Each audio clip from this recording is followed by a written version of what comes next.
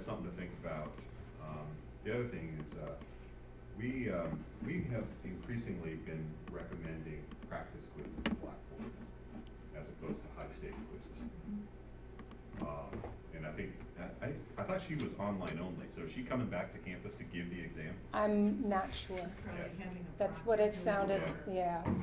We can chat more about it later, but I think. I don't know if you needed that's active emerging release as the to effective show anything. practice. No. Okay, good, so I'm just logged in as me, but Okay. you're good to go? So Brian is from the Political Science Department, and he's going to be talking about some further changes he's making as he hybridizes this course for summer. Where is this? That's funny. Because, okay. And how do I get the volume on? You know what? I don't even need the volume. I was going to show you just a little snippet. So what I did is, and I thought I had a big picture of me in the corner because I did in the other version. So the reason I was going to, Anna suggested last time that maybe I'd put my face in every once in a while, and so I decided to actually do that during the syllabus one, but apparently the camera didn't go on this time. I've done 3 versions of it because each time I hear myself saying and I see all these funny faces I was making. And I don't think I actually make, I probably did just now, but I don't think I make so many funny faces when I talk. But when Anna was giving her talk, I was like, those are the same funny faces I make. I think when you're looking at your computer, you make a lot of funny faces. And so thinking of are you there, Anna? I'm sorry, but it's true. No, We both gone. make, oh, okay. She's gone. We all, maybe we all make those same funny faces, but I was like, God, I got to do something about that. And so the third time I thought that I had actually put in my face without funny faces, but I didn't check, and so I didn't.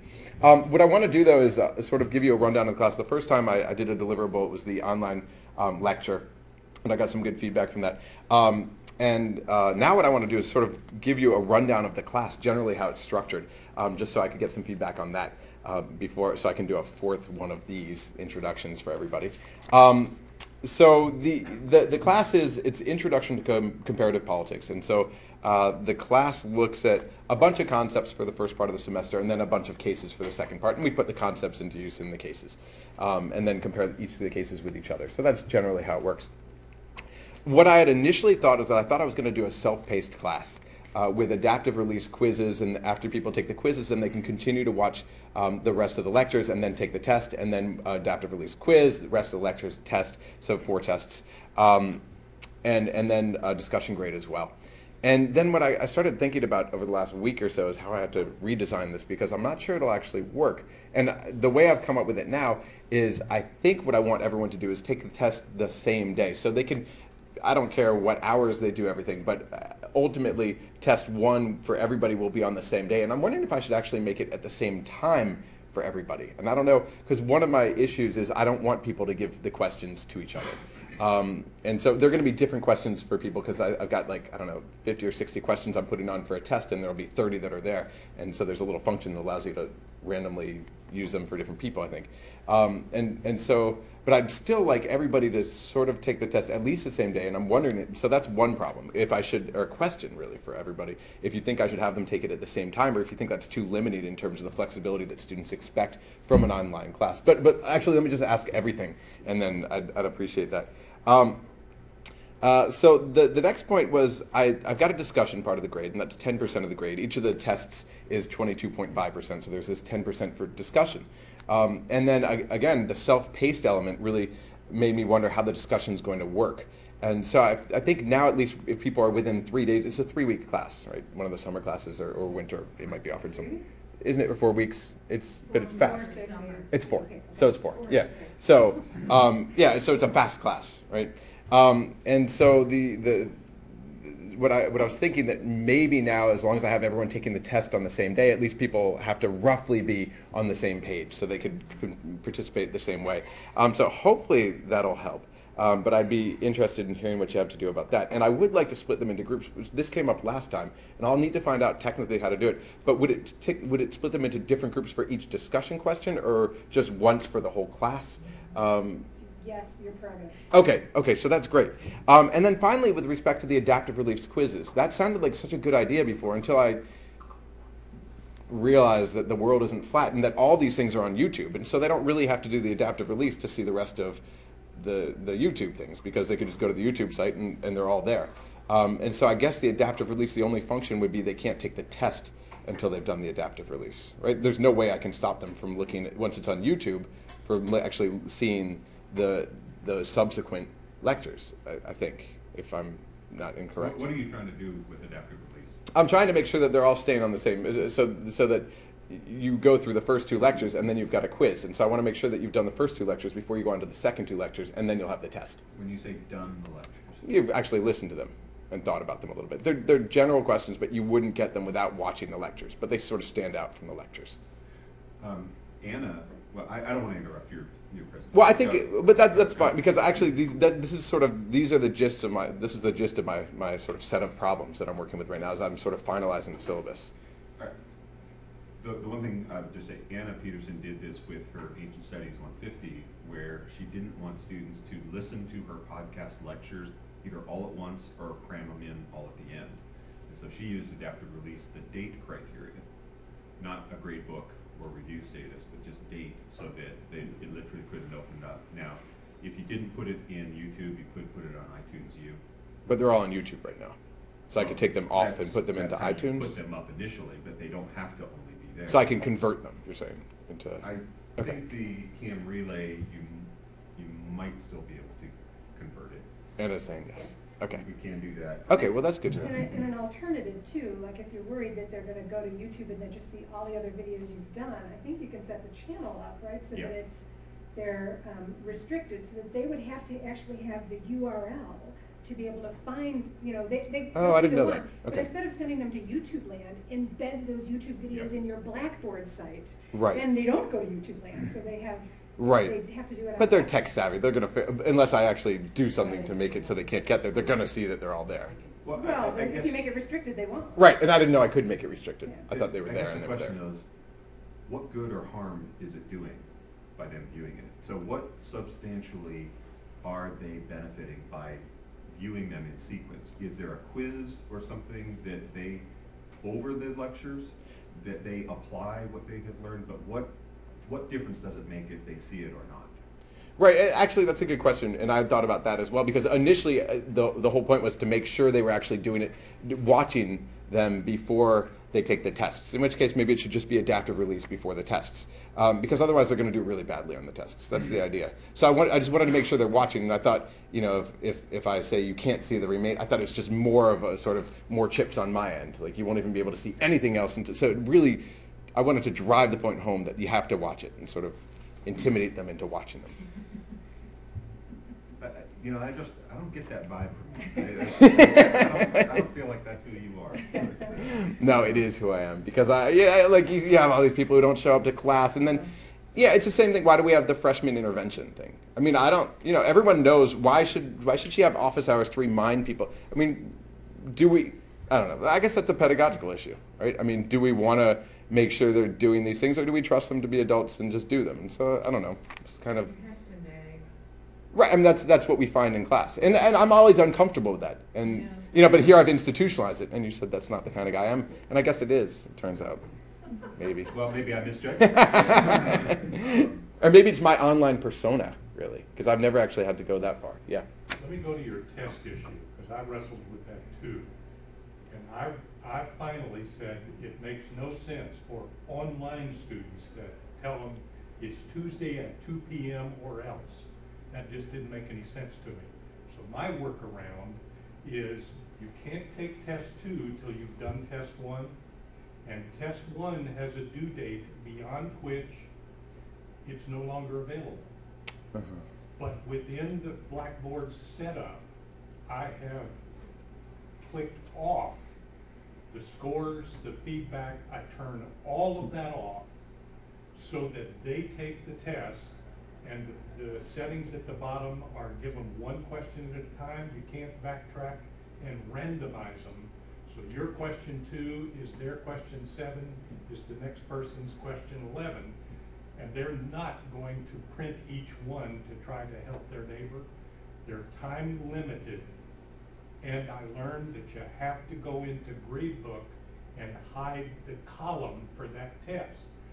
Then if you said the test must be done by Tuesday at 2 o'clock, then you on Tuesday go back out into the test and turn on the score, the answers, the feedback, everything, and make the gradebook column visible. That way, they can take the test whenever they want before the due date, but they can't see how they did Right. until the due date. So that's good. So when the test questions come up, it's just one question on the screen, and then the next. Oh, well, that's good to know because I thought they could just like Control C and Once send you along answer to. it and go to the next one, you can't go back. Okay. If you set it up that way. If you set it up that way, that is not the default. Well, that does take away some of those concerns. Right. Okay, but then there's still the discussion element. But I suppose as long as they're roughly, if I set the date, they have to take the test by this date, then they'll be, you know. And the reason, but by the same token, in your case, you have 4 tests. In effect, I opened all 4 tests on May the 25th or whatever it is. So if you've got a student that's hell-bent for leather to get them all done in the first week, Right. they can, but they can't see how they did on any given test until its due date arrived. Right. And that simply took care of the problem. Yeah, that's good. Well, you know, it makes me think maybe I should get rid of the whole adaptive release quiz thing. No. I don't know. Now I feel a little vindictive. I do, and you know, I mean, maybe I should treat them more as adults and just assume that they're going to do it, and if not, they're going to do badly, and they'll take the class again. You know, What level class I is mean, this again? Remind us. it's at 200 level, so it's an intro. Okay. Yeah. What, if nothing else, what adaptive release allows you to control is the order in which they do things. You can take it much farther than that, but if you throw it away completely, they'll go in whatever order they want, and your life is chaos, Hmm. in my opinion, but. Hmm. Oh, that's good. Thanks. Other thoughts about how I should finish putting this class together? I mean, I think what you saw or didn't see is sort of my. It's because it's the third take. It's the third time I put this onto YouTube, so it's the second time I have to ask Anna to take the other 2 off. So I think that's where it's going to stand right now. But One touch of humor. In your household, is there 1 or more animals in the house? yeah, There is. yeah. Maybe that's what you want as the image on the screen. And keep, there more than one animal, keep changing from the dog to the cat, whatever. That's a good idea. It's a And really let them lazy know. dog. And they can make all the funny faces they want. Yeah. Well, yeah. So Brian, just, is this an online only course? Yes. And you want that by design? Yes. To be, and why is that? Flexibility. So because I mean, I've noticed I've got 2 colleagues who have done these, and they say, you know, Right. they've got more students who want to do it this way. Especially in summer and winter. Especially in summer and winter. I mean, I think just summer and winter was when I'd offer it this way. Well, taking up my previous comment, if you have the ability to meet with students, I mean, if these are remote from different parts of the country, it's impossible to conceive that you would be able to meet with them, then online only makes a lot of sense.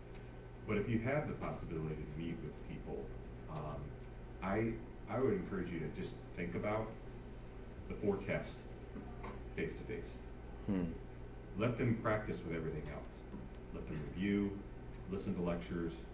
If you have any sort of practice quizzes that could be adaptive release, you know, that you might consider having on the tests themselves, you know, or some of them.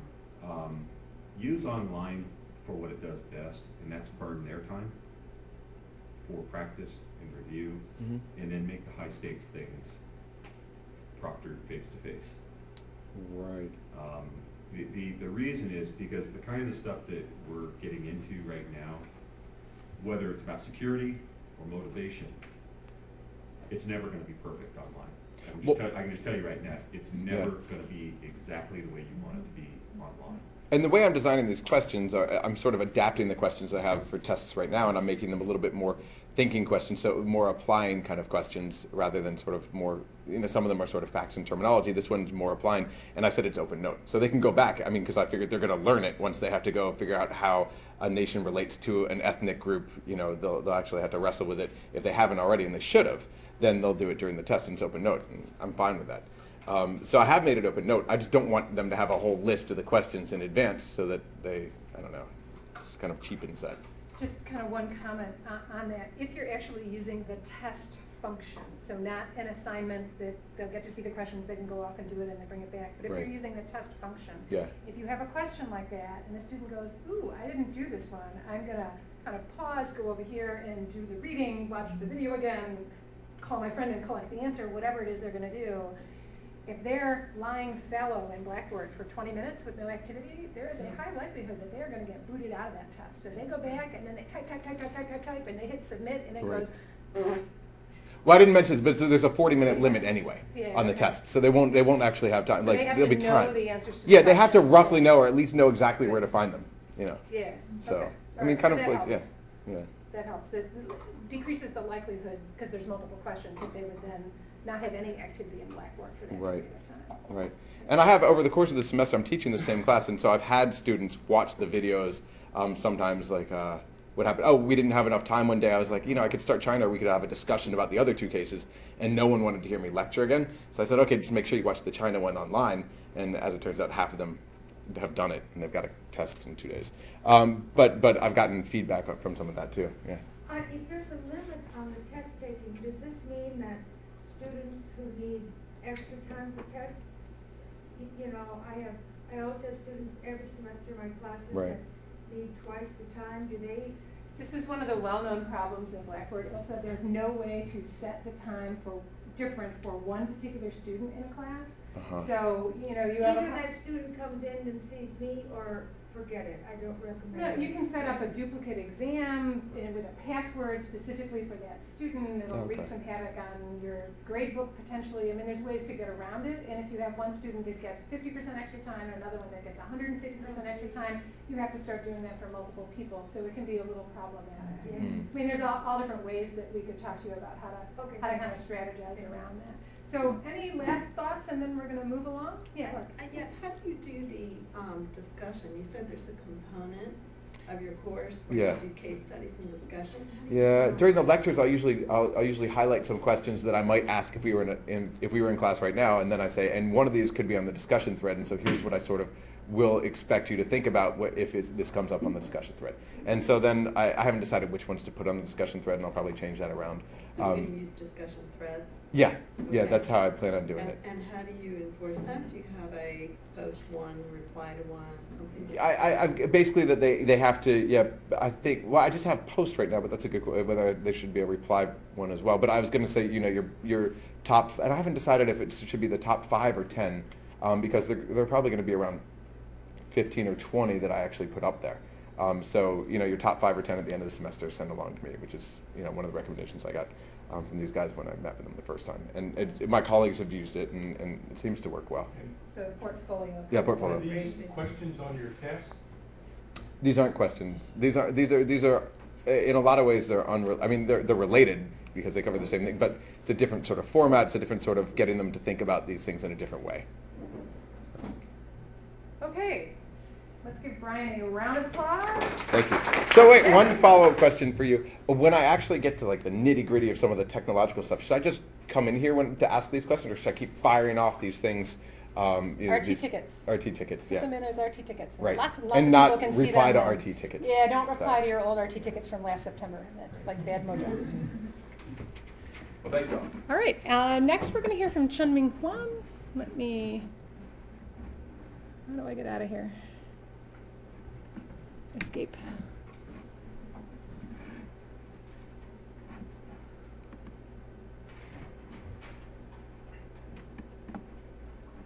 Eventually we'll be back.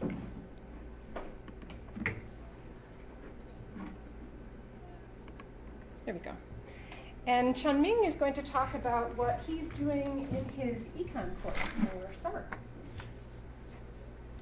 Start? Okay.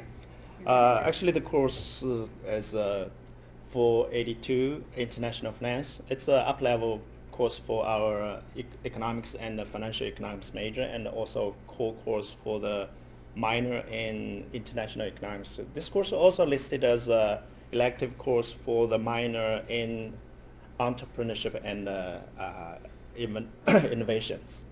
Today, I'm going to show the online lecture. So the pedagogical benefit I can see for the online lecturing is the flexibility, because the students taking the course are mainly seniors. A lot of them actually are graduating. Typically they are doing, you know, part-time job and having internships in the summer. So for a regular full-week session, it requires, you know, 3 meetings a week and 2.5 hours a meeting. So this creates a lot of conflicts to their, you know, schedule. So a lot of students simply do not attend the classrooms. This is a big issue. So I think the online lecture can, you know, save the face-to-face time, and they can choose other times to study. So briefly, let's quickly see the online lecture. Wait, that's it.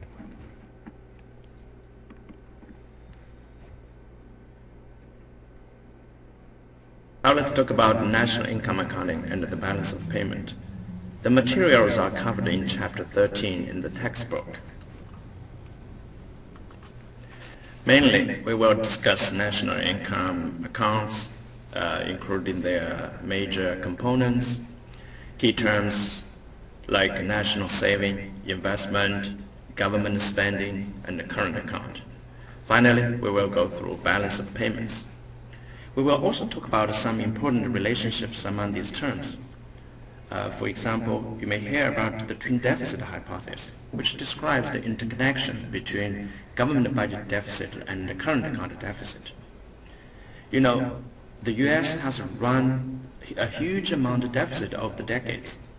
In 2006, the current account deficit climbed over 6% of GDP. A lot of economists believe such a big deficit is unsustainable. Would present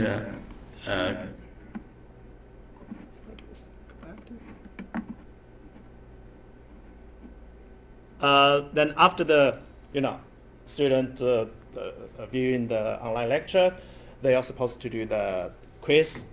The quiz is adaptive release set, and let me see. Here's some specification for the quiz. No multiple attempts. Once the quiz starts, then students had to finish within 10 minutes, and the test will save and submit automatically when the time expires.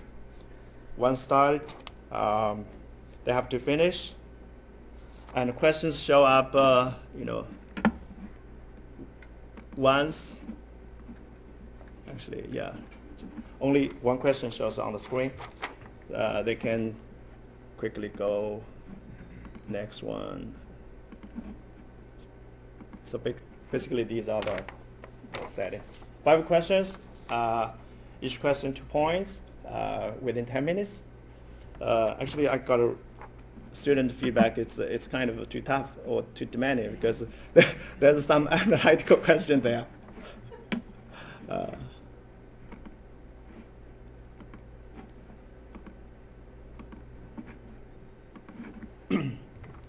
For the comments from my colleague and students, so for the faculty member comments, I got a lot of you know, help from my colleagues. Kathleen is here. Actually, she shared a lot of materials to me, which would be, you know, tremendous help. She guided me step by step, which is a lot of help. So first comment is 10 to 15 minutes long video chip is appropriate, actually, which is just suggested by, you know, Linda and Kathleen. Karen. Initially, I thought because the full week session and we meet Monday, Wednesday, and Friday, I would like reserve the Friday session, and I just record like a 2.5 hour video and put it online. Then we just you know, make using the Friday's session as an online lecture, but this is not attractive. So we should you know, divide it in segments about 10 to 15 minutes, and also she recommended instead of reiterating the PowerPoint slides, it's better to make online lecture topic oriented or question and answer formatted. So for example, for this lecture, I repeated points and just following actually face-to-face classroom style. Just simply transfer to the face-to-face to the online lecturing. My colleague suggested actually you just select some key points to record as an online lecture. Just for this radio, for example, we only focus on actually two important questions. What is the GMP and how to understand it? So this is the important topic. It could be one clip. Another clip could be focused on the twin deficit hypothesis. So we do not necessarily talk about points by points and everything's on lecture. So actually, because we post slides online, students can read the slides. But the bigger challenge is they try to understand the key points, and some key issues may be confusing, maybe a challenging to them to understand. So we should focus on some important topics. For the students said the lecture is clear and easy to follow, and he suggested some key points we have to highlight because just staring the PowerPoints sometimes it's boring. So we have to highlight. For example, I emphasized the GMP. There's a couple of issues we need to emphasize. Then I have to highlight these points by points to make a deep impression to the students. And also for the quiz, he thought that 10 minutes is too tough. But my thought, maybe we have discussed, I do not want to allow students a lot of time. They could check the textbook, or they discuss with his or her neighbors, and also they can photocopy or to discuss among the groups. So definitely it's open to the question. We may set different time frames, maybe extend to 15 minutes, but it's a back and forth question later. So we not exactly know how much time is appropriate for the quiz. But for the quiz is simply for practice, purpose. I do not attach a lot of weight on the quiz part. So just try to understand what kind of questions is associated with the lecture, what are the important points they need to understand.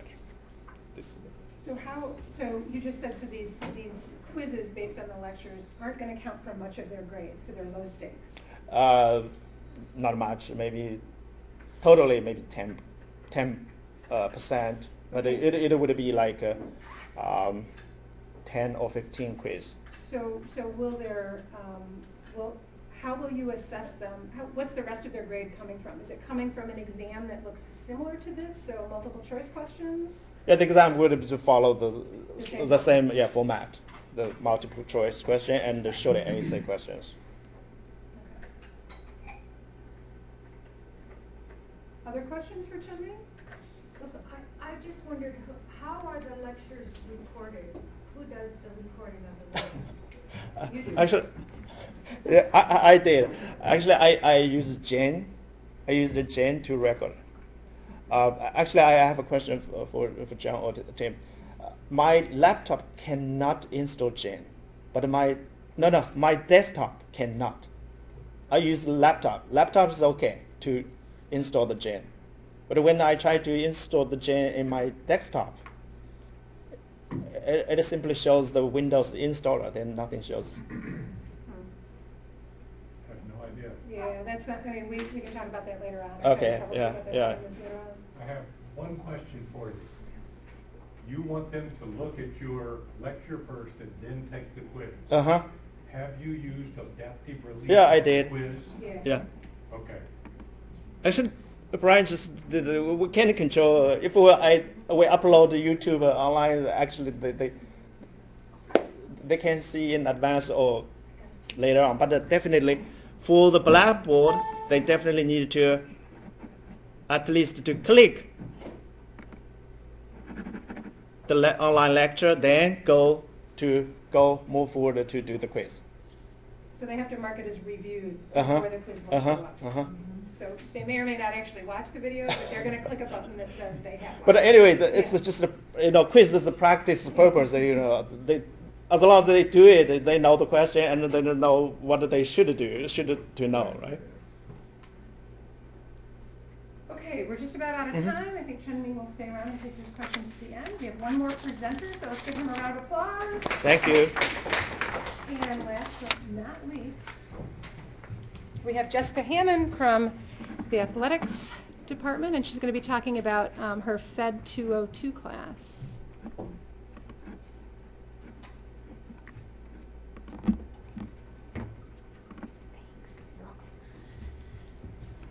All right. So last time I made a pretty high tech in my world assignment. So this one is less so. But we spend a lot of time, and I'm sure in the media, when people hear student athlete, they think of scandals and violations and everything else. And I want the students to have an opportunity to find what is positive about being a student athlete, because it's not always easily out there, and they have to look for it and everything else. Even though the student athletes do a ton of community service, it's not in positive community service, not that they got punitive community service, but finding ways to promote that. So the athlete role model assignment is they're responsible for finding an article about a student athlete and sharing as to why they think that they're a positive role model. This will be incorporated in the time where we're starting to talk about leadership. So this is kind of a segue into that. They will find this article, they'll post the link, and they'll create a discussion question for their classmates, and all of this will be posted in the role model discussion board. So they'll have that there, post a discussion question, and then the students will be responsible for responding to 2 other posts. So kind of getting at, should we post, should we reply? Keeps them engaged with each other, and I just picked dates. So the article would be due this Thursday. It's a Tuesday-Thursday class, and then I'll give them a few days to respond to each other's posts.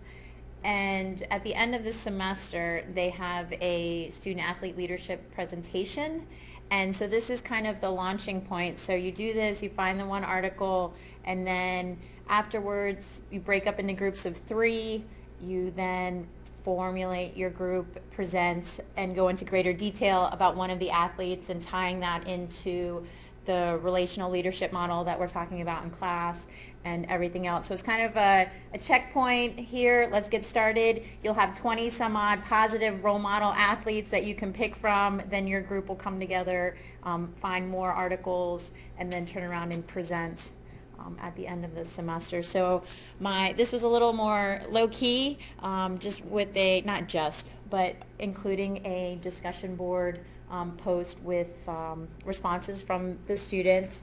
My critiques from my peer recommended just to watch some of my language in describing the assignment, making sure that I wanting them to to make sure I stress that I want some in-depth analysis of what they're doing, not just, oh yeah, this article was great, but talk about that more. And the student athlete that reviewed it said they all want to know how long or how much and what's a good example. So I need to go back and really clarify. Well, I have what the grading breakdown, probably need to really clarify an example of what is a good post and what it needs to look like. So a little bit better of a rubric. You could provide like a fake make up an athlete and then come up with a really robust, A+ with a gazillion pluses at the end example, and post that, and then they'll look at it and go, wow, woohoo, I gotta do all this work, right? Right. I mean, it might up the ante of what if they look at something that you've never in a million years expect them to do that good of a job on, I mean, you might get Get it close. 85% of it. Yeah. How are you judging the responses? How am I judging, you mean this part right here? Yeah. Well, it's going to be based on what the question is, and then throughout the semester, they will have done meaning makings. So they will have a rubric for the meaning makings that they. Oh, I see. So the requirement for the grade is I have to post a question, Mm-hmm. but I also have to provide 2 responses. Correct. Is there guidance on me too, I agree? Yes, and that was discussed in the discussion question. They'll do meaning makings throughout, and a detailed grading rubric will be provided for that. But I think this is what my student athlete was getting at. I need to elaborate a little bit more on this particular assignment. What about if, are you gonna limit, I don't know, let's just pretend something really awesome happens in the news with an awesome athlete right before this is due, and everybody picks that one person. So is it a first come, first serve? You can, like, only 1 or 2 people get to pick? That's a great question. Yes, ideally it would be a first come, first serve. Well, so then you would, I mean, they Need to include that, need yeah. like a sign-up No sheet repeats or a or. wiki, or this person's already taken, nobody else can take that person, or, Yeah, I hear what you're saying. Yep. Other questions for Jessica? Yeah, I was Kathleen. wondering how many in the class, and are you sure that there will be sufficient numbers of, say, articles, so that if you make them 1 per each only, they have to do 2 things. 1, know that no one else has taken it, Mm-hmm. and 2, have enough available to be able to do this. I think there is, and if the class size is about 15 to 20, and I think that there's enough professional athletes or other student athletes that are doing positive things that they can find enough information on it. Oh, so you're not limiting it to student athletes? No. Oh, I Any got the Student impression- athletes in the class. No, Okay. I got the Yeah. impression they had to find an article on a student athlete as Gotcha. a role model. No, any athlete. Okay. Yes. I just had a thought about Karen's suggestion. The range of responses you'll get, the videos you'll get will be all over the map. But if you handpick one of your students Mm-hmm. and ask them, maybe coach them to make a lousy one, a better one, the 3 or 4, so the same person has done the various ones. Okay. And now the world will never know which one they turned in. But the users can see which ones you think, I thought this one was pretty good, but this one, Right. Gotcha. Okay. Good idea. Yes. I guess I don't think you answered the other part of my question. Okay. Which was, how is there a control in there, so students are aware that an article has already been chosen or taken, Well, if so that it doesn't get picked by multiple people? Well, that's what Karen and I were talking about. And if the athlete is 1 athlete per student, that will limit them the repeating of the articles. Does that make sense? So if I'm doing an assignment and I'm Manti Te'o, who, for what it is, if I decide that he's going to be my positive role model and I want to write about him, then I find this 1 article. If it's only about him, no one else is going to repeat that article because it's tied to the athlete that. So you'd have a list someplace that says, Jessica has picked this person, and then everybody else in the Oh, class that's would know. what I was Yeah. wondering, because that's not in here. I didn't Right, no, see that's that. what Karen and I, we No. just, That yeah, was just my suggestion. 'cause I Okay. said- Right. Yeah, Yeah. you have to have something like that in there. right, Okay. yep, A suggestion for you. sure, I have the same problem with an unrelated assignment, and my solution was, you have to go, I'm trying to think of your last name, and I can't think of it. Hammond. You have to go find an athlete whose last name begins with H. oh, okay. And that duplicity just falls away.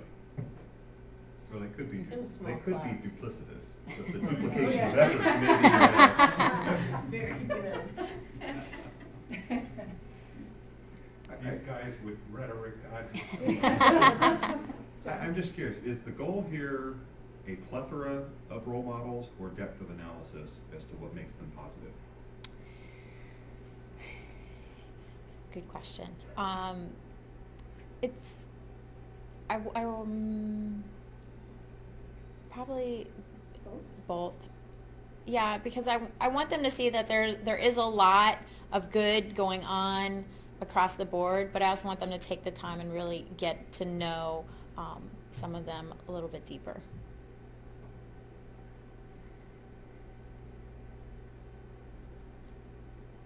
You look like it doesn't sit well with you. I hear where Kathleen's coming from. I like the suggestion or the H. I would hate to see you get consumed with the logistics of quantity role Right. models. But that doesn't sound hard. I mean, if she has a wiki, then they just look themselves, right? And Yeah, they you just sign do a up. Google Doc and Yeah. everybody just, slaps I mean, their I name had on it, something students like do that. that for But you economic sanctions. could have everybody talk about Tim Tebow.